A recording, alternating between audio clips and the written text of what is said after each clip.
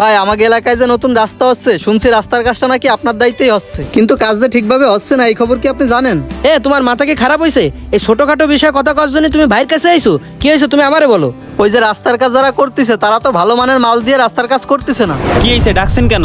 এই যে রাস্তার কাজ হচ্ছে, এই রাস্তার কন্ট্রাক্টর কি আপনি? কন্ট্রাক্টর আমি না, কন্ট্রাক্টর হয়েছে আমার মামা অসুস্থের জন্য আমি দেখাশোনা করতেছি। তা কি হয়েছে? দেখাশোনা করতেছেন ঠিক আছে, কিন্তু কাজটা তো ভালোভাবে করা দরকার। ভালো মানের ইট বালি সিমেন্ট ব্যবহার করতেছেন না কেন? ধুরু মিয়া, কাজ করতেছি আমি, আপনি কি আমার চেয়ে বেশি বোঝেন? বেশি আমি বুঝি না, কিন্তু আপনি যে ভালো মানের ইট সিমেন্ট ব্যবহার করতেছেন না এটা আমি ঠিকই বুঝেছি। ওই যে মাল আপনি আইনে রাখছেন না, ওইগুলো দেখেই বুঝতে পারিছি। আমি কাজ কেমনি কিভাবে করবো এটা আপনার দেখার দরকার নাই। কাজের মধ্যে ঝামেলা করে না, আপনি আপনার কাছে যান। শোনেন, এই রাস্তার কাজ যে করাচ্ছে সে কিন্তু বলছে ভালো মানের ইট সিমেন্ট দিয়ে রাস্তার কাজ হবে, কিন্তু আপনি তো তা করতেছেন না। এই খবর যদি তার কানে যায় কি হবে বুঝতেছেন? কেটা কি করবে আমারই দেখবানি। আচ্ছা ঠিক আছে, বিষয়টা দেখতেছি। কি ও এই কথা কইছে? ওর এত বড় সাহস! এলাকার মানুষ কত ধরনের ভোগান্তিতে থাকতো, এই জন্যই তো ভাই নিজ দায়িত্বেই রাস্তার কাজটা আনছে। তারা যদি রাস্তার কাজ ভালোভাবে না করে তাহলে তো 2 দিন পর রাস্তা নষ্ট হয়ে যাবে, তখন তো এলাকার মানুষের আবার ভোগান্তি হবে। হ্যাঁ এটা তো আমিও জানি, এলাকার লোকের ভালোর জন্য ভাই এই রাস্তার কাজটা আনছে, কিন্তু মিস্ত্রিরা যা শুরু করেছে এতে তো ভাইয়ের বদনাম হবে, তাই বিষয়টা ভাইরে জানাইতে আসলাম। ঠিক আছে, তুমি বলছো ভালো হয়েছে, তুমি এখন যাও, বিষয়টা আমরা দেখতেছি। আচ্ছা ভাই, বিষয়টা একটু দ্রুত দেখেন। আরে ভাই বলছে না বিষয়টা দেখতেছে, আবার কথা কাও কি জন্য? যাও তুমি তোমার কাজে যাও।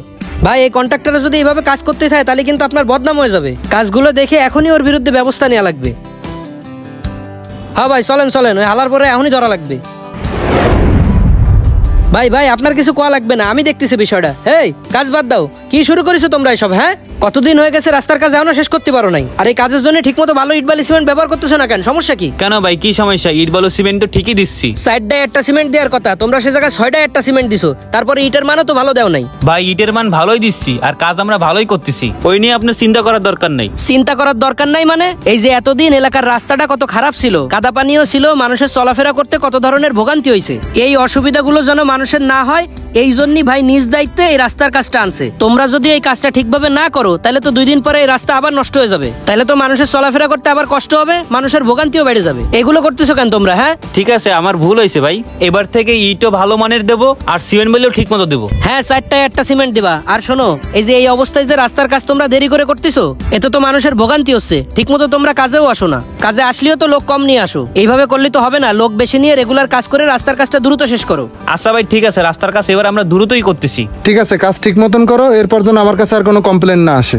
আচ্ছা ঠিক আছে ভাই, আর কোনো কমপ্লেন যাবে না। শোনো, এলাকার উন্নয়নের জন্য প্রত্যেকটা মানুষেরই পদক্ষেপ নেওয়া উচিত, কিন্তু এই 80 বিঘার পদক্ষেপ কিন্তু আর কেউ নেয় নাই। ভাই নিছে মানুষের ভোগান্তি যাতে না হয় এই জন্য, তাই রাস্তার কাজটা ভালো করে করো। ভাই চলেন আমরা যাই।